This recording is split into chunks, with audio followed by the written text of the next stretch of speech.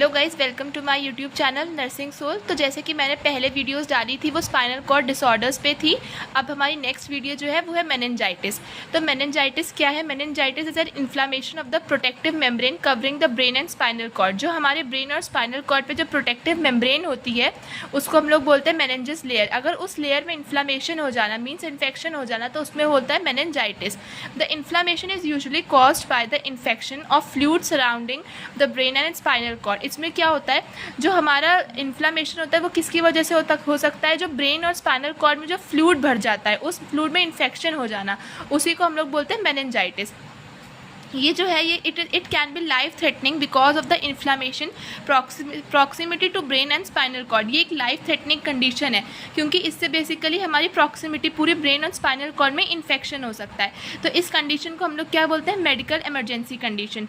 जो हमारी meninges layer होती है उसके सिस्टम ऑफ मेम्ब्रेन में 3 लेयर होती हैं। कौन कौन सी? ड्यूरा मैटर, एर्कोइड और पाया मैटर। हमारी सब ऑर्गेनाइड स्पेस जो होती है वो क्या होती है? The space which exist between the arachnoid and pia matter.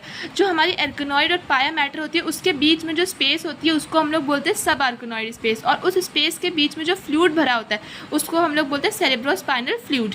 अब अगर हम बात करें कॉजेज ऑफ मेनिंजाइटिस, जो मेनिंजाइटिस है वो किन किन वजह से, किन किन कॉजेज की वजह से हो सकता है? तो सबसे पहला कॉज है हमारा बैक्टीरियल, दूसरा है हमारा वायरल, फंगल, कैंसर, ड्रग्स की वजह से हो सकता है, मिडिल ईयर इन्फेक्शन की वजह से हो सकता है, parasitic, physical injury, head injury और हमारा सेरेब्रल एब्सिस की वजह से हो सकता है। अगर हम बात करें कौन कौन से बैक्टीरिया ऐसे हैं जो हमारे मेनिंजाइटिस को कॉज करते हैं, haemophilus influenza, listeria, mumps, meningococcus, pneumococcus, certain streptococcus. अगर हम वायरल की बात करें तो enterovirus, arbovirus, influenza, varicella, zoster virus और हमारा HIV, मम्स, मीजल्स। फंगल की बात करें तो क्रिप्टोकोकस, कॉकिकाइडस, हिस्टोप्लाज्मा, एस्पेरेजिड और एस्पेरजाइलस और कैंडिडा। अगर पैरासिटिक की बात करें तो एंजियो, टॉक्सोप्लाज्मा, हाइटिडा, एमीबा, प्लाज्मोडियम। अगर अब हम बात करें पैथोफिजियोलॉजी मीन्स इसकी पूरी पैथोफिजियोलॉजी किस तरीके से होता है, तो सबसे पहले जो हमारा पॉजिटिव ऑर्गेनिज्म है वो कोई भी हो सकता है, बैक्टीरियल, वायरल, फंगल या फिर पैरासिटिक। वो हमारी जो ब्लड स्ट्रीम है उसमें एंटर करता है। उसके बाद जो ब्लड बैरियर होता है उसको क्रॉस करके वो इन्फ्लामेशन रिएक्शन करता है कि इसमें मेनिंजियस लेयर में जो ब्रेन और स्पाइनल कॉर्ड में होती है, उसके बाद इन्फ्लामेशन कर देता है सब आर्किनॉइड स्पेस। सब आर्किनॉइड स्पेस जो अभी हम लोग ने पहले पढ़ा था और पाया मैटर में, दोनों में जाके वो इन्फ्लामेशन करता है। जो अगर वो इन्फ्लामेशन कर रहा है तो जिसकी वजह से हमारा ICP इंक्रीज हो जाएगा। ICP हमारा क्या है? इंट्राक्रेनियल प्रेशर, जिसकी वजह से जो CSF का फ्लो है सब आर्किनॉइड स्पेस में वो डिसफंक्शन हो जाएगा। और जो हमारा सेरेब्रोस्पाइनल फ्लूइड है उसमें क्या हो जाएगा? क्लाउडीनेस हो जाएगा और वो इन्फेक्ट हो जाएगा, जिसकी वजह से जो सेरेब्रोस्पाइनल फ्लूइड है वहाँ का जो सेल काउंट है वो बहुत ज़्यादा इंक्रीज हो जाएगा। अब अगर हम बात करें साइन और सिम्टम्स में हमें क्या क्या देखने को मिलेगा, तो सबसे पहले पेशेंट को सीवियर हेडेक होगा, इरिटेबिलिटी हो सकती है, रेस्टलेसनेस हो सकता है, स्टिफनेस ऑफ नेक हो सकता है, फोटोफोबिया हो सकता है, अल्टर्ड मेंटल स्टेटस हो सकता है, nausea, vomiting, high grade fever, tachypnoea, seizures या फिर डिसओरिएंटेशन, ट्रैकीकार्डिया, कोमा, स्लीपलेसनेस और फोनोफोबिया जैसी प्रॉब्लम्स हमें देखने को पेशेंट में मिल सकती हैं। अब अगर हम बात करें कैसे हम इसको इवैल्यूएट करेंगे, कैसे हम पहचानेंगे कि पेशेंट को क्या हुआ है, तो हमें सबसे पहले इसका डायग्नोस्टिक इवैल्यूएशन करना पड़ेगा। उसमें हिस्ट्री कलेक्शन करना पड़ेगा, फिजिकल एग्जामिनेशन, CSF इवैल्यूएशन करना पड़ेगा, प्लस प्रेशर का, पल्स का, प्रोटीन का और हमारा ग्लूकोज और WBC काउंट लेना पड़ेगा, ब्लड टेस्ट करवाना पड़ेगा, CBC करवाना पड़ेगा और CT स्कैन और MRI।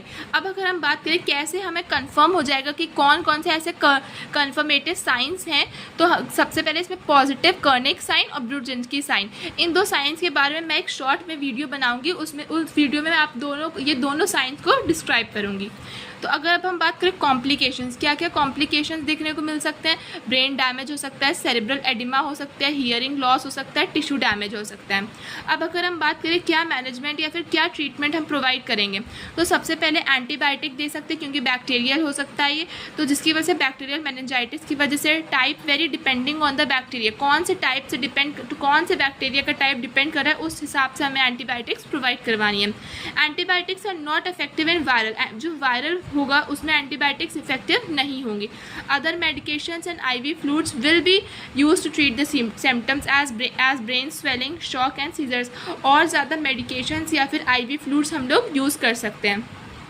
अब अगर हम लोग बात करें प्रिवेंशन की, तो haemophilus vaccine, HIV vaccine in children, meningococcal, the pneumococcal conjugate vaccine is now a routine childhood immunisation effective at preventing pneumococcal meningitis.